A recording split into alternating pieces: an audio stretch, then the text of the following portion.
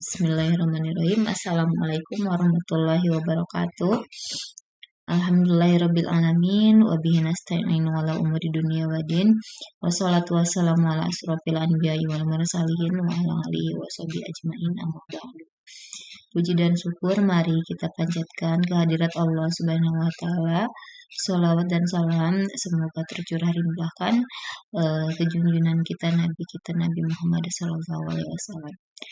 Yang saya hormati Bapak dosen, tutor mata kuliah Bahasa Indonesia, Bapak Muhammad Rinzat Iriansyah, teman-teman seperjuangan, mahasiswa Universitas Terbuka dimanapun berada. Pada kesempatan ini saya hendak menyampaikan tentang perkembangan COVID-19. Adapun video ini saya buat adalah untuk semata-mata memenuhi diskusi tutorial online mata kuliah Bahasa Indonesia. Sebelumnya perkenalkan, nama saya Aryani dari UP BJJ UT Bandung, mengambil jurusan Pendidikan Kewarganegaraan dan berasal dari Pangandaran. Baik, langsung kita ke materi. Sebagaimana kita ketahui, COVID-19 ini adalah penyakit yang menular, yang dapat mengalami demam, batuk kering, dan kesulitan bernapas bagi penderitanya. Kemudian COVID-19 ini mulai masuk sejak tahun 2020 lalu ya, sudah hampir 2 tahun lebih. Maret 2020 lebih tepatnya. Awal mula adanya kasus COVID-19 di Indonesia ini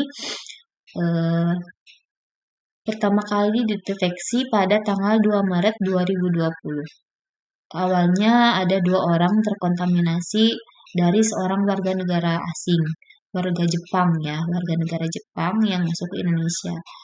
Nah, kemudian pada awal-awalnya lebih jauh lagi, COVID-19 ini berawal dari negara Cina ya, di Wuhan. Terjadi COVID secara besar-besaran, kemudian masuk ke beberapa negara dan akhirnya masuk ke Indonesia. Kemudian pada tanggal 9 April, pandemi mulai menyebar ke 34 provinsi dengan DKI Jakarta, kemudian Jawa Barat, Jawa Tengah sebagai provinsi paling terpapar corona di Indonesia. Nah, kemudian apa kabar nih COVID-19 hari ini? Apakah masih ada pandemi kah? Atau sudah berakhir, sudah tidak ada begitu ya. Nah, belum berakhir begitu ya. COVID-19 hari ini masih ada. Sehingga kita harus tetap menerapkan protokol kesehatan. Seperti itu. Saya mengutip dari halaman covid19.co.id pada tanggal 28 Oktober 2022 kemarin ya. Jumlah pasien virus corona di Indonesia ini bertambah 3.141 orang per Sabtu kemarin tanggal 29 Oktober. Sementara jumlah pasien sembuhnya bertambah yaitu 2.109 orang.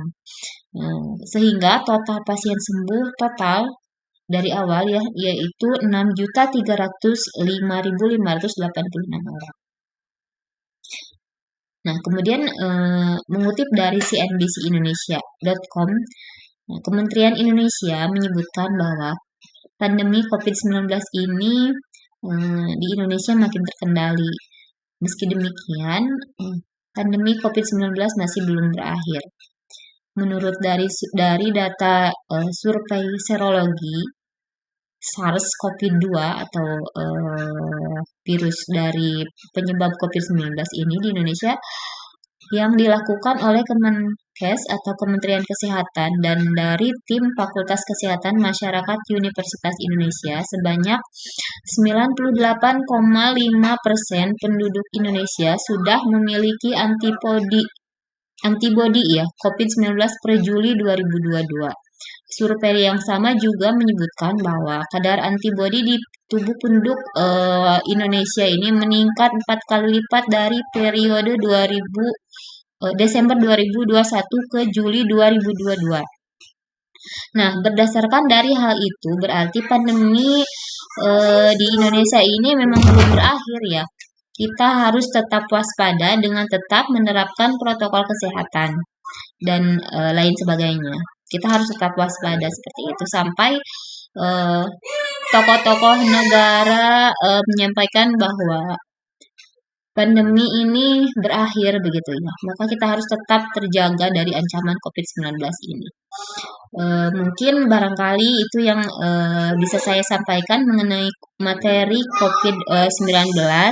Mohon maaf sebesar-besarnya atas segala kekurangan. Wallahul muwaffiq ila aqwamit thoriq.